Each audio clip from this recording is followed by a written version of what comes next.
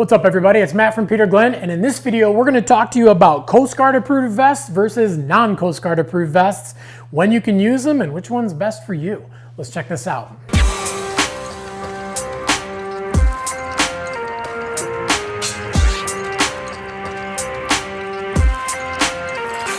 Every year, the number one question that we get about vests is exactly what is the difference between a Coast Guard approved vest and a non-Coast Guard approved vest. And people want to know, why would you buy a non-Coast Guard approved vest? And the answer is pretty simple. It's really all about comfort. Now, when we're talking about the Coast Guard approved and non-Coast Guard approved vests, we're mainly talking about these water ski, wakeboard type vests. We're not talking about the cheap, inexpensive vests that you just throw in your boat to make sure that your boat is legal. We're talking about vests that are going to have some performance to them and are basically there to make sure that you are safe and can have a little bit of protection while you're doing things behind the boat. Now, when you're looking at these vests, sometimes you're just going to see letters. You're going to see CGA, which stands for Coast Guard approved.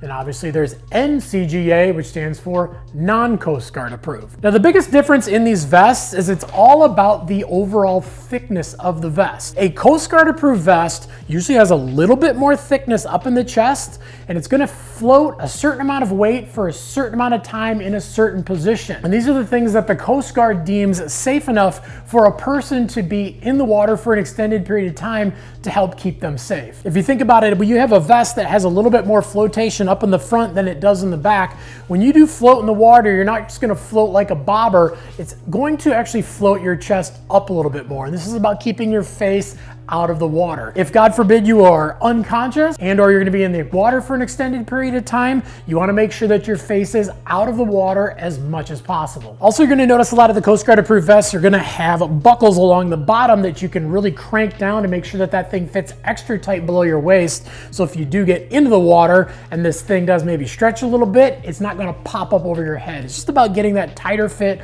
so the vest stays in a certain spot so you can stay safe when you are in the water. Now, when you're moving over to the non-Coast Guard approved vests, one of the biggest myths is people think that these things will not float you. They just don't float you the way that a non-Coast Guard approved vest and a way that the Coast Guard deems safe enough to be in the water for an extended period of time. Now, why these things exist is this is for water skiing and wakeboarding where you need ultimate mobility, ultimate comfort, and if you do fall or you get into a position where you're going to be floating in the water, the boat's going to be coming around to pick you up and you're not going to be in the water for that long. So it's something where you don't necessarily need all of the extra padding and all of the extra thickness. And when you don't have all that extra bulk in front of you, it makes it a lot easier for you to maneuver your arms and move your body around. When you're switching hands back and forth while you're water skiing or whether you're passing the rope when you're wakeboarding, you're going to get all of that extra mobility, and you're also going to still get tons of impact protection when you do fall and you hit the water. And if you've ridden in one of these vests versus one of these vests behind the boat, you do know that these things are 100 times more comfortable and they have a lot less bulk than the Coast Guard approved vests. So now, all of that being said, really good thing to note is that this does not count as a life vest. This is a wakeboard vest. This is a water ski vest. It is not a life vest. This, Coast Guard approved, is a life vest. It's a water ski vest and it's a wakeboard vest, but it is also a life vest. Most states require that every single person in the boat needs to have a life vest, something that is Coast Guard approved. This can count towards that. If you do have a bunch of these in the boat for all your friends and family, you're still going to need life vests in the boat to keep it legal, whether it's something like this or whether it's just a pack of those around the neck Coast Guard approved vests that have the belt that goes around that are super cheap and basic.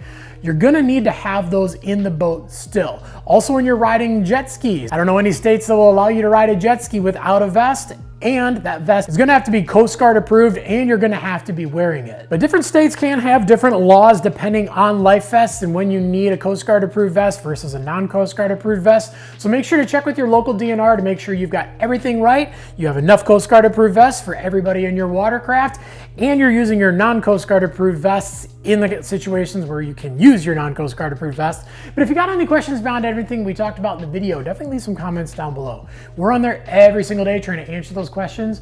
We want to make sure we can get you into some rad gear, but most importantly, we want to make sure that you can use it right and use it legally and also stay safe.